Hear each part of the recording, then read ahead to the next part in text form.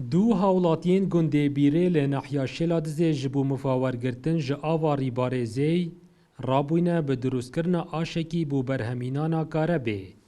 اف آشه به امیرین زور ساده شاین کاربا 24 ساعتی برهم بینن بی راوستیانو تماوه 2 سالان دا شاین ویکاری انجام بدن. سالت کارب نهی وقتی کارب و لاواس فکرک بو مهات مگود ام برای خب دین ریکی که کام نشین و ریباره اف آوا حسا بلاس چیتن که ام پشین چند امپیره که کاربی بخواه برهم بینینش و ریباره بومال ام رابین بدو ریباره دا هاتینو چوین ما اوهد مناسب دید که سیپا و تقریبا میترونی و که یا بلند بیل سرا و آشه ما گول ویری ام دشین پروژه که بخوال ویری چکین هندک کاربی برهم بینید رابین مدرس هاوته و ما خیس اینا و ما چیمنتو اینا و ما اف هیکله تو بینه 12 متر اف صبا ما داره تو هر دور لا ما چکرن و ما اف دیشت کارا به تو بینه دو دام پیوت زورن زنجیل ساز زورید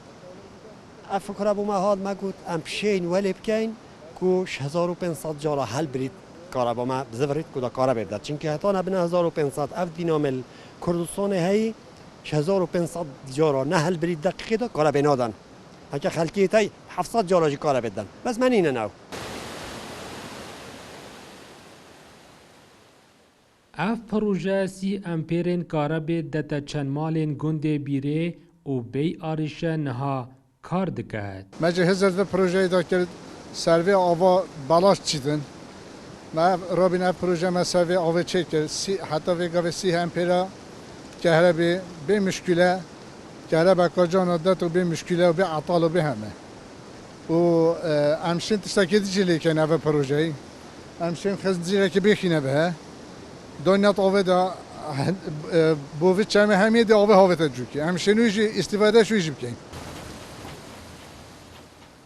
خدانین دروست کرنا وی پروژه چه باورنامه جیل سروی کاری نینن لی هزر و بیرین خوب کار ایناینه بو انجام دانا کارکه بوی شوی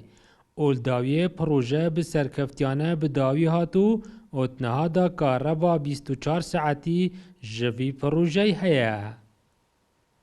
دلدار عرب کرساد نیوز دورا شیلادزه